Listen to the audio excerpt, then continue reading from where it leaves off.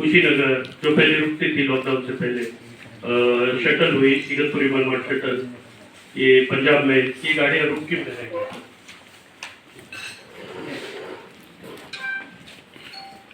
नमस्कार।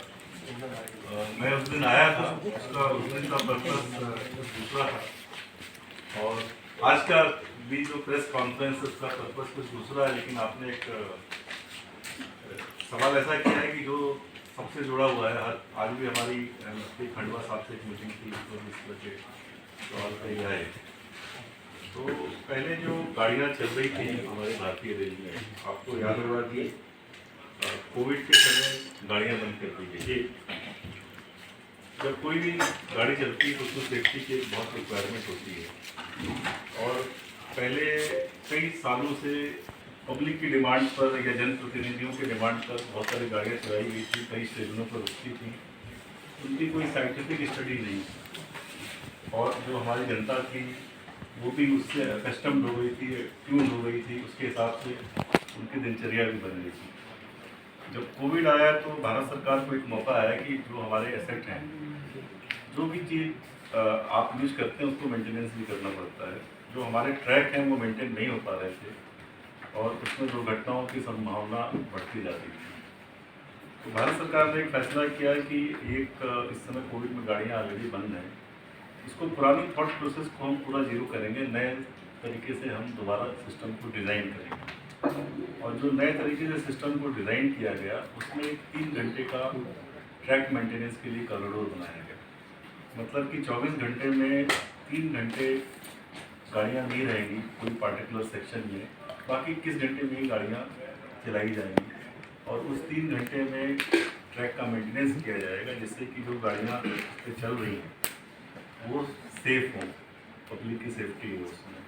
और धीरे धीरे हम लोग, जैसे आपने देखा होगा कि हम लोग मैकेनाइज मेंटेनेंस पे भी शिफ्ट करते जा रहे हैं, तो उससे कम समय में ज़्यादा मेंटेनेंस किया जा सकता है।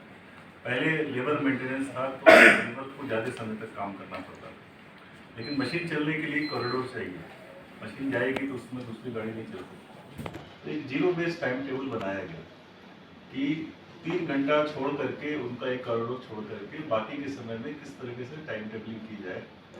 तो जब जीरो बेस्ड टाइम टेबल बनाया गया तो एक तो ये हुआ कि बहुत सारी गाड़ियों के टाइम शिफ्ट हो गए, क्योंकि सभी को एडजस्ट करना संभव नहीं होता है। कई गाड़ियों के टाइम टेबल में टाइम कम हो गए और कुछ ऐसी भी गाड़ियाँ थी जिनको कि निरस्त कर दिया गया।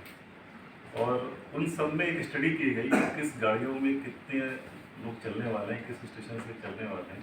वो भी एक रेलवे बोर्ड का फार्मूला है कि उसके हिसाब से कहाँ पर गाड़ी का रुकना जस्टिफाइड है, कहाँ पे नहीं है, उसके हिसाब से जीरो बेस्ड टाइम टेबलिंग की गई।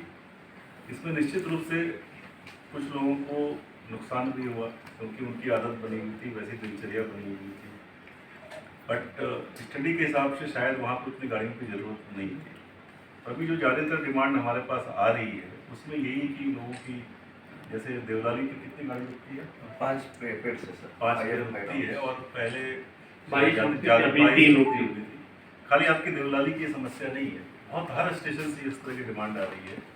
और उसमें एक सेफ्टी के हिसाब से गाड़ी चलाने के लिए हमको कॉरिडोर करना पड़ा और कई गाड़ियाँ हमको निरस्त करनी पड़ी।